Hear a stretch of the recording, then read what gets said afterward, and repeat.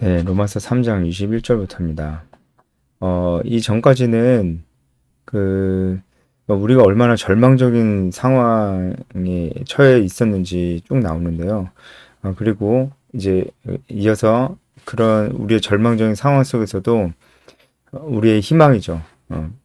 하나님께서 이런 우리들을 구해 주셨다는 이야기가 나옵니다. 사실 너무나 너무나 뻔한 이야기일 수도 있고요. 그러니까 너무 당연한 것일 수도 있고요. 그렇게 좀 느껴질 수도 있는 부분인데 또 가장 중요한 부분이잖아요. 어, 잘 묵상하는 게 중요한 것 같습니다. 너무 다 뻔하고 아는 것이다라고 생각을 하면은 감동도 없어요. 그런데 묵상을 하면서 특별히 내 자신을 돌아보고 한다면은 이것만큼 또 감격적인 사실이 없습니다. 왜냐면은 우리 믿음의 정수가 여기에 담겨져 있기 때문에 그렇죠. 그래서 오늘 21절부터는 그런 절망적인 우리의 상황 속에서도 하나님이 우리를 어떻게 건지셨는지 이제 얘기가 나오는데 그래서 다시 한번 우리의 절망적인 상황에 대해서 다시 한번 또 묵상을 하면서 그 하나님께서 그런 우리들을 어떻게 구원하셨는지 묵상을 하면은 좋을 것 같습니다. 음, 21절부터 보면은 율법 외에 하나님의 한 의가 나타났습니다. 율법 외에 하나님의 한 의가 나타난 것이죠.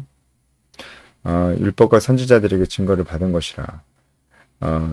여기서 율법 외에 한 가지 의가 나타났다는 것은 하나님께서 우리를 의롭다 칭해 주시는 거예요. 이신칭의입니다. 이신칭의 믿음으로 말미암아 의롭다 칭해 주신다. 혹은 이신득의 믿음으로 말미암아 우리가 의롭게 될 수 있다. 이 이신칭의 교류가 여기서 이제 나오는 것인데 이것이 일단은 율법과는 관계가 없다. 이렇게 얘기를 하는 것입니다. 율법으로 의롭게 될 수가 없다는 측면에서 율법과 관계가 없는 것이지 율법을 폐하는 것이 아닙니다. 그 이야기는 마지막에 나옵니다.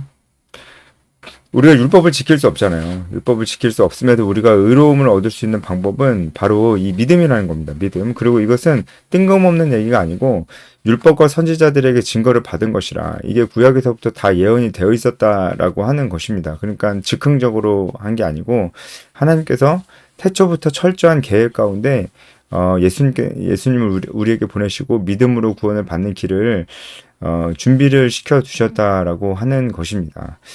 그래서 우리가 한 가지 예를 들어서 생각을 해본다면은 우리가 그 구약을 열심히 읽고 구약의 하나님을 열심히 묵상한 사람이라면 예수님 시대 때 예수님이 유월절 어린 양으로 돌아가셨다는 그 의미가 무엇인지 확실히 알아야 할 거예요. 그럴 수밖에 없습니다. 왜냐면은 제사를 드리러 올 때 제물을 드리는 자는 죄인이죠. 죄인은 그 양에게 그 머리에 안수를 해서 이 자신의 죄가 양에게 전가된다는 의미로 머리에 안수를 합니다. 그래서 내가 죽어야 되는데 양이 대신 죽는 거를 구약 내내 보는 거거든요.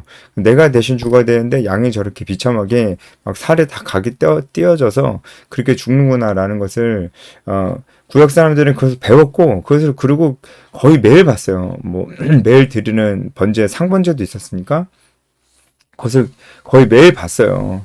그것을 보면서 너무나 단순한 진리를 왜 몰랐겠어요. 뭐냐면은 나 대신 누군가 죽을 수 있다.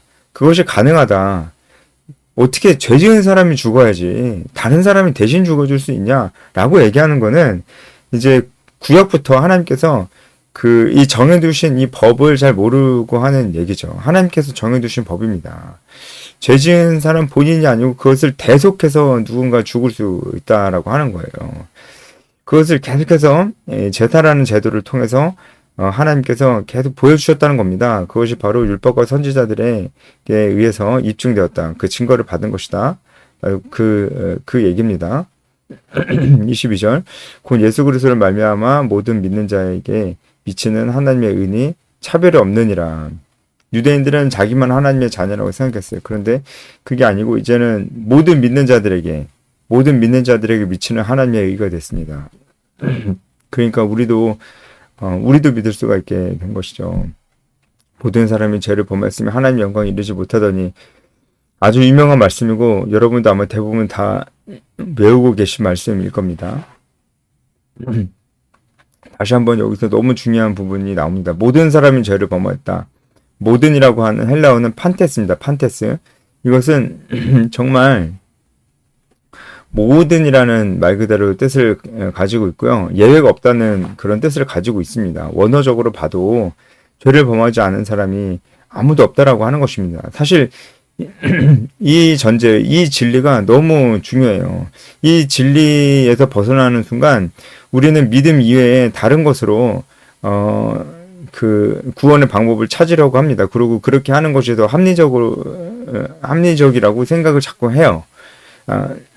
그래서 복음을 한 번도 들어보지 못한 사람이 자신의 선한 양심에 따라서 구원을 얻을 수 있다고 그렇게 생각한다는 것이든지 아니면은 다른 종교에도 아주 가능성이 너무너무 희박하지만 0.001%라도 다른 종교에도 선한 양심에 따라 구원을 받는 것과 같은 원리로 구원을 받을 수 있는 그런 가능성이 있을 것이다라고 생각한다든지 우리 중에 예수님만 안 믿지 너무나 착하고 너무나 선하고 실제로 선한 일을 많이 행하는 사람들도 구원에 대한 가능성이 있지 않을까라고 생각하는 이 모든 것들이 다 무엇을 전제로 하지 않는 거냐면은 모든 사람이 죄를 범했다는 것을 전제로 하지 않는 것입니다. 그리고 죄가 무엇인지도 잘 모르는 것입니다. 죄를 자꾸 도덕적인 것으로만 생각하는 것입니다. 죄는 도덕적인 것이 아닙니다. 죄의 본질은 불순종이고 우리가 죄인이라는 것은 우리가 본질적으로 죄인이라고 하는 거예요. 본질적으로. 우리는 죄인이기 때문에 죄를 짓는 겁니다. 아담의 원죄로 말미암아 우리 모두가 죄 안에 있게 되었다는 얘기, 이제 로마서에서도 계속 이 얘기를 하게 되는데, 아담의 죄가 우리에게 유산으로 계속 유전처럼 물려져 온 게 아니고요. 아담이 인류를 대표해서 죄를 지었어요. 그렇기 때문에 아담 이후에 태어나는 모든 후손들도 다 죄인이 된 겁니다. 예를 들어서 축구 국가대표 팀이 경기를 했는데 졌어요. 그러면은 국가대표팀만 진 건가요? 아니면 한국이 진 건가요? 한국이 진 거잖아요. 대표성이란 건 그런 겁니다. 그래서 아담이 대표로 죄를 지었기 때문에 우리 모두가 본질적으로 죄인이에요. 그래서 죄인이어서 죄를 짓는 것입니다.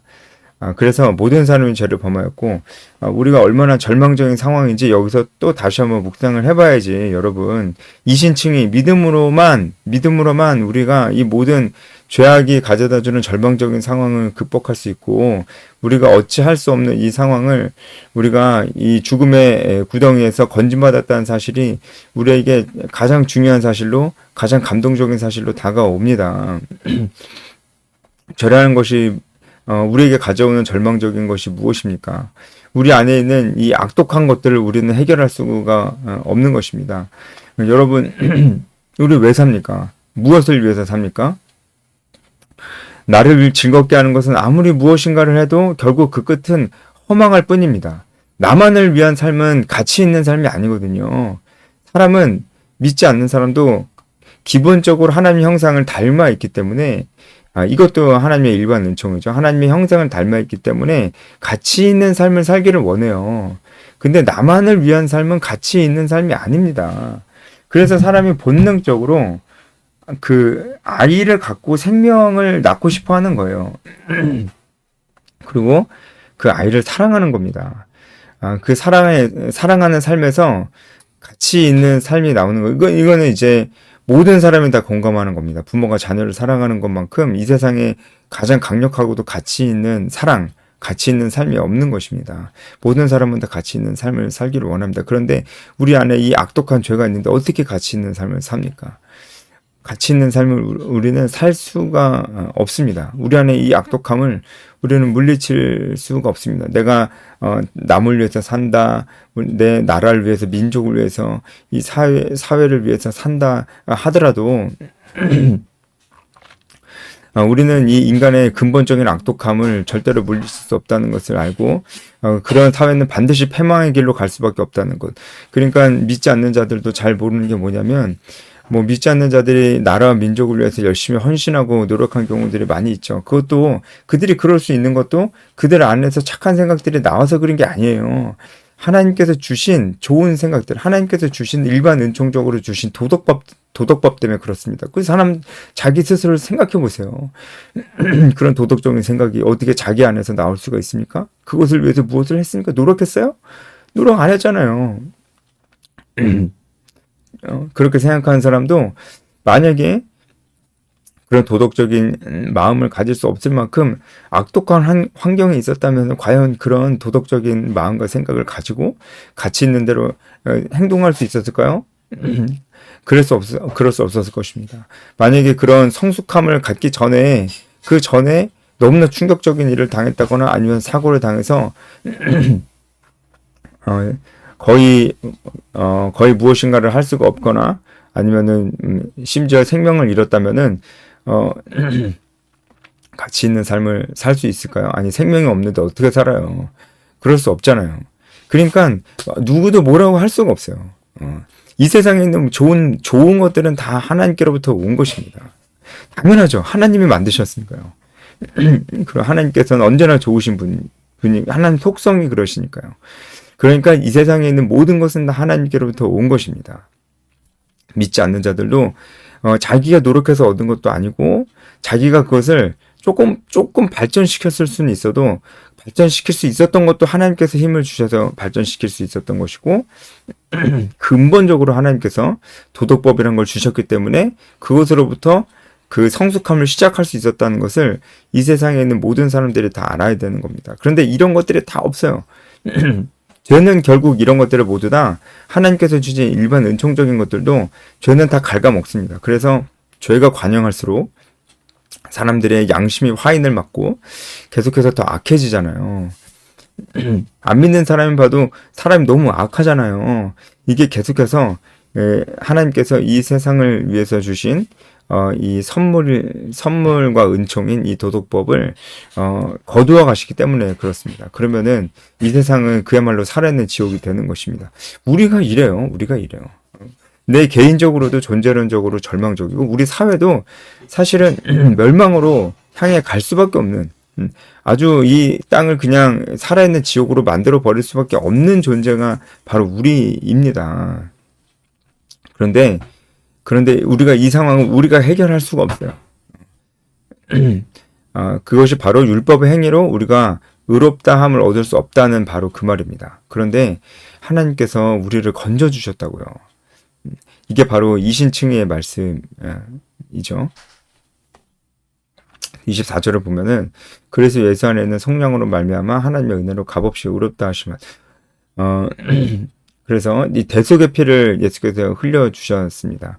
이것도 율법과 선지자, 그러니까 구약에서부터 계속해서 말씀하셨던 것입니다. 우리가 의롭다함을 얻게 되었습니다. 25절 이 예수를 하나님이 그의 피로서 믿음으로 말미암는 화목제물로 세우셨으니 이는 하나님께서 길이 참으시는 중에 전에 지은 죄를 간과하심으로 자기의 의로우심을 나타내려 함이니 예수님께서 화목제물이 되셨습니다. 그래서 하나님과 우리가 화목한 관계가 되었습니다. 그래서 우리의 신분이 완전히 바뀌게 되었습니다. 우리가 의롭다 칭함을 받게 되었기 때문에 우리의 신분이 완전히 바뀌게 된 것이죠. 하나님께서 길이 참으셨습니다. 이 인류를 우리를 참으셨습니다. 참지 않으셨으면 하나님께서 참으셨기 때문에 우리에게 이런 도덕법도 주신 거예요. 하나님께서 우리에게 참지 않으셨으면 이런 도덕법을 안 주실 겁니다. 일반 은총적인 것을 거두어 가시면 인류는 스스로 자멸합니다. 길을 참으셨기 때문에 왜 참으셨을까요? 기회를 주시려고. 어떤 기회? 믿고 하나님께 돌아올 수 있는 기회를 주시려고 길이 참으시는 것이에요. 지금도 참고 계십니다. 여러분 여기까지만 봤을 때도 여러분 이 세상에 예수님 믿고 구원을 얻는 것보다 더 중요한 일이 있나요? 더 중요한 일이 없죠. 모르는 사람 없죠. 근데 우리는 어느 순간부터 이걸 당연하게 생각하고 다른 걸 더 중요하게 생각하면서 살아갑니다. 그러니까 복음을 전해야 된다 그러면은 그건 그렇게 중요한 일이 아니라고 생각을 합니다. 정말 우리 정신 차려야 되지 않을까요? 그죠? 뭐가 정말 중요합니까? 제가 성과 속을 분리해서 영적으로만 살아라 절대 그 얘기 아닌데 그렇게 할 수도 없어요. 정말 우리는 어떻게 살아야 될까요? 여기서 25절에 하나님께서 길이 참으시는 중에 전에 지은 죄를 간과하셨다고 하는데 이 간과하다라는 뜻이 원어로 보면은 옆으로 보내다라는 뜻입니다. 이게 못 본 척 해준다는 게 아니고요. 연기한다는 뜻입니다. 하나님은 절대로 죄를 못 본 척 하지 않으십니다. 없던 일로 하지 않으십니다. 눈 감아주지 않으십니다. 그거 다 죄는 반드시 거기에 대한 대가를 치러야 됩니다. 그래야 정의가 행해집니다. 못 본 척 하지 않으십니다. 죄를 간과하셨다는 것은 예수님 오시기 전까지 모든 세대의 죄에 대해서 눈 감아주셨다는 게 아니에요. 오히려 그 죄를 모두 다 하나하나씩 전부 다 따지시고 거기에 대한 대가를 치르게 하셨는데 그걸 우리가 치러야 되는데 예수님께서 치렀다는 거예요. 그래서 십자가 위에서 하나님의 사랑도 나타났지만 하나님의 정의, 하나님의 공의도 완전하게 실행이 되었습니다. 모든 죄들을 심지어 앞으로 짓지 않는 미래의 모든 죄까지도 하나님이 예수님에게 모두 다 전가시키셔서 예수님이 그 모든 죄를 짊어지고 죽으셨습니다. 그래서 자기의 의로우심을 나타내려 그래서 하나님의 의로우심이 나타난 것입니다. 26절 곧 이때 자기의 의로우심을 나타내서 자기도 의로우시며 또한 예수 믿는 자를 의롭다 하려 하심이라. 그렇죠. 우리가 예수님 때문에 의롭게 되었습니다. 그리고 하나님이 의롭게 나타나시게 되었죠. 그렇죠. 십자가 위에서 하나님의 정의가 완전히 실현되었습니다. 27절 그런즉 자랑할 데가 어디냐 있을 수가 없느니라. 무슨 법으로 행위로냐 아니라 오직 믿음의 법을. 자랑할 수 없다는 것은 뭐냐면은 우리가 구원받는 데 있어서 우리 행위가 조금도 끼어들 수가 없다라고 하는 것입니다. 이 말씀이 너무 중요합니다. 여기서 자랑할 수가 없다, 있을 수가 없다. 이 얘기는 헬라어로 완전히 배제되었다라는 뜻이에요. 그러니까 우리 행위적인 요소가 완전히 배제되었습니다. 우리 구원에 있어서 우리 행위적인 요소는 조금 더 들어갈 수가 없는 것입니다. 그런데 여기서 또 구원의 취소를 얘기하는 사람들의 그 이야기가 거짓됨을 우리는 반드시 알아야 됩니다. 그렇게 얘기하는 사람들이 있어요. 제가 뭐 자주 얘기하지만 믿음으로 구원받는다. 구원 열차 올라타지요. 하늘나라 가지요. 그거 다 거짓말이다. 그렇게 배웠지만 그거 다 거짓말이다. 구원 열차 못 올라탄다. 중간에 떨어진다. 천국행 티켓 따놓으면 다냐? 아니다. 천국행 티켓 따놓는 거 없다. 구원을 두려움과 떨림으로 이루라고 그랬다. 이런 얘기를 하는 사람들, 그리고 자꾸 상급 이러면서 천국 상급 이러면서 믿기만 하면은 천국 상급이 따놓은 당상처럼 그렇게 생각한다. 그거 다 한국교회가 이전부터 잘못 가르쳤던 거다라고 얘기하는 사람들 다 헛소리입니다. 다 헛소리죠. 그 사람들이 하는 얘기 시종일관 뭐예요? 구원 열차 못 올라탄다. 올라타더라도 중간에 떨어진다. 천국행 티켓 따놓는 거 아니다라고 얘기를 하는 거잖아요. 그쵸? 그거 다, 그게 맞는 얘기예요. 천국행 티켓 따놓은 거예요. 예? 표현이 좀 그렇지만, 구원 열차 올라탄 거예요. 절대 내리지 않죠? 그 찬양 가사처럼. 내릴 수 없어요. 그게 맞는 건데, 마치 우리가 어릴 때, 이 이신칭의 교리를 쉽게 배우려고 그렇게 노래도 부르고 그렇게 배웠던 것들을 야 너네 그게 당연한 줄 알았지 아니야 너네 사실은 잘못 배웠던 거야 라고 얘기를 하면서 마치 자기가 되게 신선한 무슨 얘기를 하려고 하는 것 마냥 굉장히 자기가 뭔가 대단한 사람인 것 마냥 그렇게 얘기하는데 그렇지 않아요. 여러분 천국행 티켓 따놓은 겁니다. 그리고 구원열차에서 떨어지지 않습니다. 구원은 취소될 수 없습니다. 구원이 만약에 취소된다면 그 사람들 논리로는 구원이 취소된대요. 취소되고 취소됩니다. 한 번 구원은 영원한 구원이 아니라는 거예요. 한 번 구원이 영원한 구원이 아니라는 얘기가 구원이 취소가 될 수 있다는 얘기잖아요. 그럼 취소되면은 그 다음은 어떻게 하는데요? 그 사람들도 다 그래요. 믿음으로 구원을 받는다. 근데 그 구원이 영원하지 않고 잘 못 살면 취소된다 이거예요. 그럼 취소되면 어떻게 하는데요? 그럼 그 다음에 어떻게 구원을 얻어요? 그 다음엔 잘 살아야 구원을 얻는다는 거예요. 아니 믿고 있는데 잘 못 살아서 취소가 됐다니까 믿고 있는데 또 믿을 수는 없잖아요. 믿고 있는데. 그러니까 잘 살아야 구원을 받는다는 거예요. 그게 이신칭입니까? 그러면은 그거는 믿음으로 구원을 받는 건 아니죠. 그거는 잘 살아서 구원받는 거죠. 잘 살아서 구원받으면 그게 은혜예요? 그건 은혜가 아니에요. 은혜는 선물이고 공짜여야지 은혜입니다. 여기 이 말씀처럼 27절 말씀처럼 우리가 잘 살아서 결국 잘 살아서 구원받는 거면 자랑을 할 수가 있죠. 왜 못해요? 열심히 살아서 구원받았는데 자랑할 수가 있지. 근데 그게 아니라는 겁니다. 그럴 수 없습니다. 그러니까 한 번 구원은 영원한 구원이 아니다라고 얘기하는 사람들은 다 행위 구원을 얘기하는 거예요. 자기는 아니라고 자꾸 그러는데 아닐 수가 없습니다. 행위 구원이 될 수밖에 없잖아요. 제 논리를 한번 들어보시고 한번 생각해 보세요. 행위 구원이 안 될 수가 없어요. 취소되는 구원은 구원이 아니에요. 취소되면은 그 다음엔 또 어떻게 구원을 얻을 건데요. 그러니까 결국은 그들은 다 행위 구원을 얘기하는 겁니다. 아주 중요한 얘기를 좀 말씀을 좀 드렸습니다. 나머지 부분들은 여러분들이 충분히 묵상하시면서 여러분들이 해석하실 수 있고 뭐 내용은 그렇게 어렵지 않습니다. 마지막으로 31절에 율법을 폐하는 것이 아니다라는 거예요. 율법을 오히려 굳게 세운다라는 건요. 율법의 기능은 우리를 구원하는 것이 아니고 율법은 우리가 죄인이라는 것을 알게 해주는 기능이 있어요. 근데 알게만 해주고 구원은 못해요. 마치 거울 같아요. 거울을 보면은 내 이빨에 고춧가루가 껴있다는 거 보이잖아요. 그런데 거울을 가지고 고춧가루를 뺄 수는 없잖아요. 그러니까 이 거울이 율법입니다. 율법은 우리가 죄인이라는 것을 보여줘요. 하지만 아무도 율법의 요구를 만족시킬 수 없기 때문에 우리는 모두가 죄인이라는 것을 우리가 율법을 통해서 알 수 있습니다. 이게 율법이 가지고 있는 좋은 기능이에요.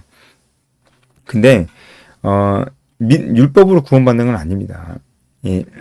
내 이빨에 고춧가루를 껴있다는 것을 보여준 그 거울로 고춧가루를 뺄 수 없듯이 율법으로 구원받을 수 있는 건 아니에요. 믿음으로 구원받는데 믿음으로 구원을 받을 때 우리가 내 이빨에 껴있는 고춧가루를 뺄 수가 있겠죠. 그러면은 내가 이제 고춧가루가 없다는 것을 다시 거울을 보고 알 수 있겠죠. 율법을 보고 내가 이제 구원받은 자로서 하나님의 뜻에 맞게 살고 있구나라는 것을 율법을 통해서 또 알 수 있습니다. 율법의 근본 정신이죠. 그죠? 율법의 근본 정신이 우리에게 거울이 되어서 우리에게 또 가르쳐 줄 수 있습니다. 그런 의미에서 우리가 율법의 요구를 하나님의 자녀가 되었을 때 완벽하지는 않지만 이루어 나갈 수 있다는 것을 여기서 얘기하고 있는 것입니다. 여기까지 하겠습니다.